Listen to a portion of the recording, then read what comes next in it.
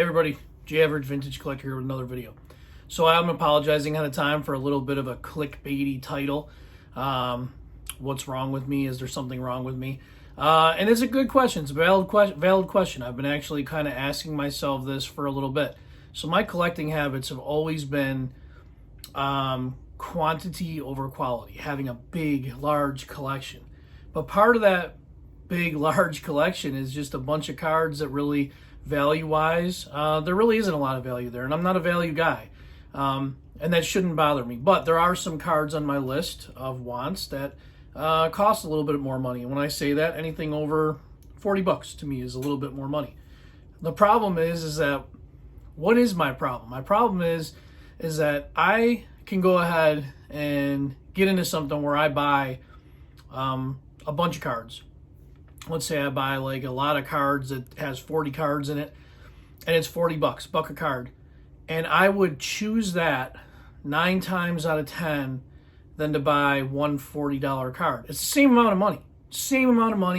But the single $40 card would probably mean a little more in my collection. The problem is I don't like to buy those on eBay or online.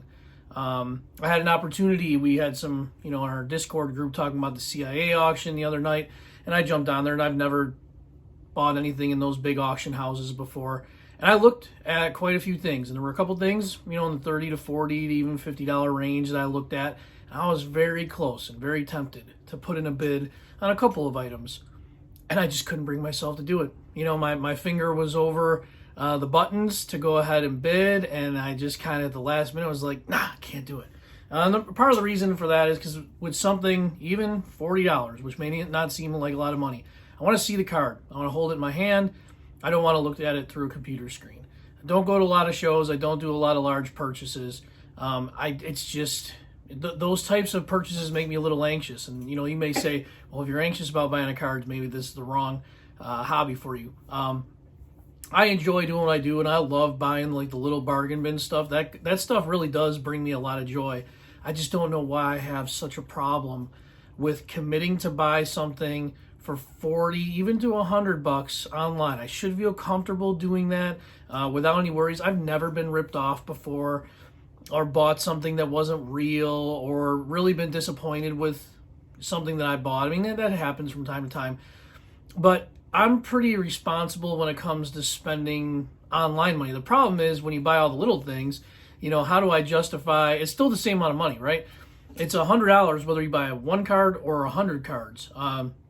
So it's not saving me any money to go ahead and do it a different way. So I can't mentally, I think, get past the quantity over quality aspect of my collecting habits. And does that mean there's something wrong with me? Does that mean I'm weird? I think I'm a little weird. I don't think there's anything wrong with me, but I think it's a little weird. I wish that I could go ahead and just feel comfortable getting on something and chasing something for that amount and saying, yeah, I bought a single card. But when the package comes and I open it up and it's just all this goodness to go through and it's like, a whole bunch of different cards, and there's an example of that today.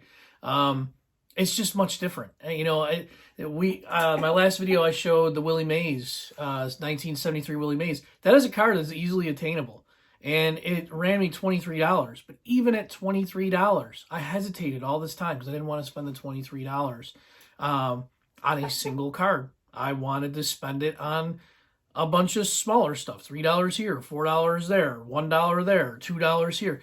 That's just the way I kind of operate. And, for better or worse, at times I do end up caving, and like I did with the maze. I said, you know what, I'm just going to get it. But I waited. So I'm in this for the long game. I love adding all this little stuff. 90s inserts are, some of my favorite things to collect. And even just commons that I'm not necessarily collecting the set from vintage sets. I just, if I find a pretty good deal on them, I just scoop them up. So I don't know. What are your thoughts? Did anyone ever run into this where it's a quantity over quality type of, battle, internal battle? It's something, again, this has been with me my entire life. I've never really, the only time I've ever gone outside of that is going to Strongsville last year and then going to one show up here was called the Legends and Stars show, which has not happened in a while. But those are places where I would go and I would spend a little bit more money on one individual item and then come home. In the instance of Strongsville last year, I still bought quantity, but I spent a lot of money.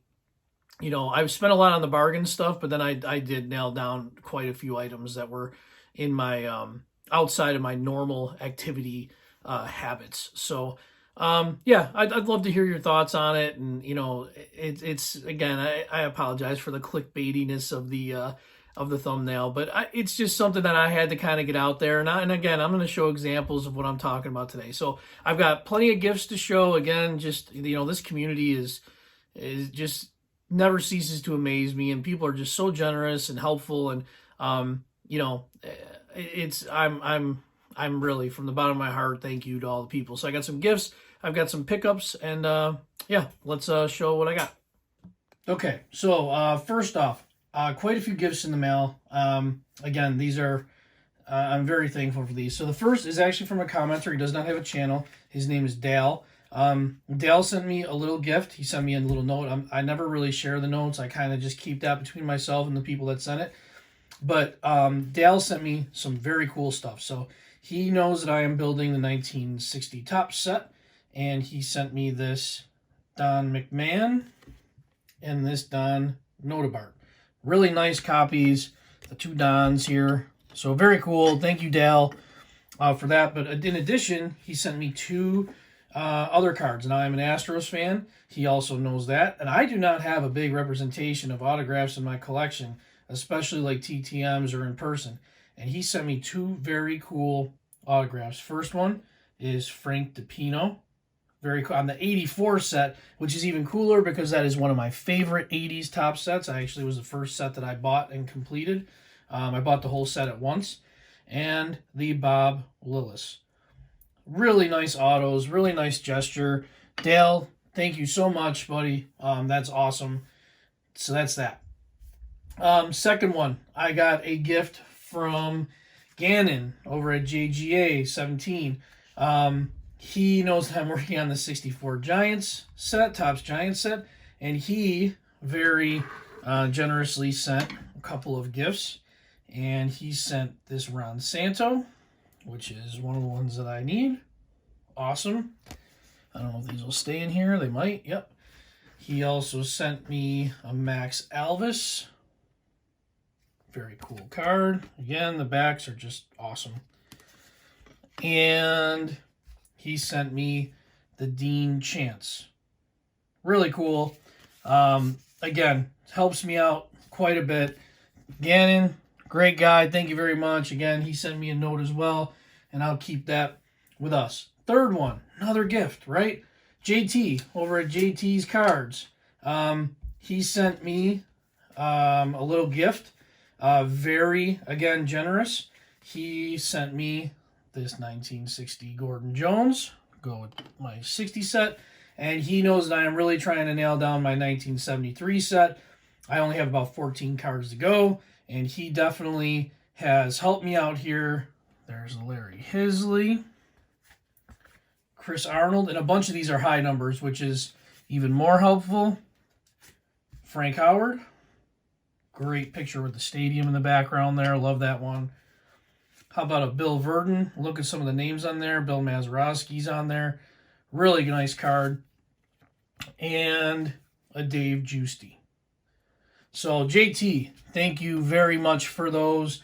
Didn't have to do that. All you guys didn't have to do that. I am just so happy and thankful.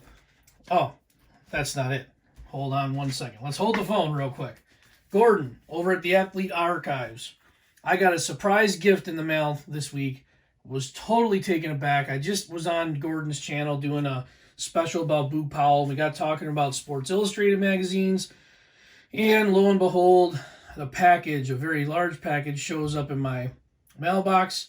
Gordon sent me the Sports Illustrated that we were talking about with Boo Powell on the cover. But check this out.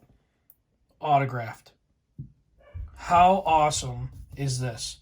So freaking cool. And if you can see here, the original owner is right there, and that is in Cooperstown, New York. So that makes it even cooler in my book. But really beautiful autograph on there. Man, this is just unbelievable. I don't know what else to say. I mean, this community is just amazing. So, great gifts, great mail day this entire week. It's just been unbelievable. So, moving on from that, I had a couple purchases. I went on Whatnot. As a lot of you know, that I've been on quite a bit of a hockey kick lately, and I got this Matty Beniers. And this one is numbered out of 149, if you can see it. Yep, right there. Nice Matty Beniers. I'm not really even sure. SP Authentics. Very cool. And then I had one other big purchase. So again, we talk about spending $40 or $50 on one card. We're spending $40 or $50 on a bunch of cards.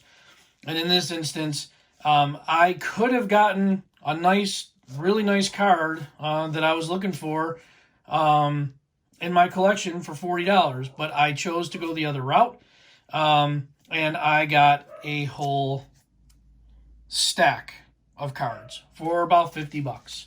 So this is going to all be Modern Hockey, so if those of you are not interested in this part of it, please feel free to catch me next time. But really cool stuff. Bowen Byram, this is like best of both worlds. I'm a big Avalanche fan and a Sabres fan. He used to be on the Avalanche, now he's on the Sabres. So Bowen Byram. And these are all just really basic cards here. This isn't anything crazy. There's an Alexander Barkov. Love the shine on there. Jonathan Taves. Look at that one. Sparkling. These Upper Deck Canvas cards. Man, the images on these are just fantastic. Patrice Bergeron. These there with Cam Neely, which is really cool. This is a Leaf Metal. Planet Metal. Alexander Barkov again. How about a Sergei Bobrovsky Dazzlers? I think these Dazzlers are just awesome. Look at that. Color is amazing. Brad Marchand in this little gold thing here. Another Upper Deck Canvas card. Victor Hedman with the Stanley Cup and the Art Ross. That's really cool. We got a sizzle reel. Nathan McKinnon, just one of the best in the game, if not the best in the game right now. That could be debatable. I know there's probably a lot of people who think maybe he's not. Sergei Bobrovsky, again, the color, just fantastic. Another one of these Leaf Metal, or Planet Metal, Leon Draisaitl. How about Joe Sakic, one of my favorite players from back then. And Avs on top of it, Planet Metal again. There's the Nathan McKinnon. This I thought was really cool. It's a die cut card of Ryan O'Reilly. It says big man on the ice. Really cool. I like that one. This one, you talk about interesting cards. How about the Cheddar of Alex DeBrincat? They're pretty cool. And again, these cost me a little over $1 a card. Mikko Rantanen, now with Dallas. Another Alexander Barkov. And how about a Cal McCarr? Can't go wrong getting a Cal McCarr. An Upper Deck Canvas of Georgiev, Alexander Georgiev. Really cool. I mean, just the images are unreal. Gabriel Landeskog is probably my favorite current player. Really nice to get that one. Another big man on the ice, Artemi Panarin. Another Cal McCarr.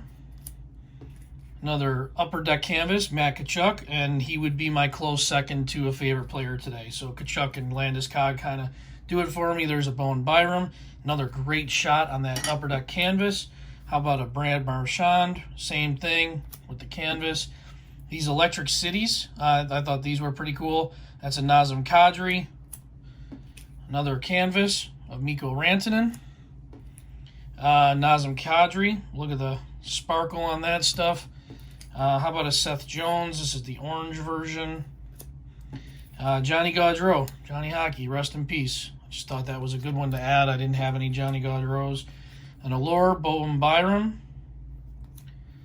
And then another Bowen Byram. Just really good color on those. Another Brad Marchand. Matt Tkachuk. Another Brad Marchand.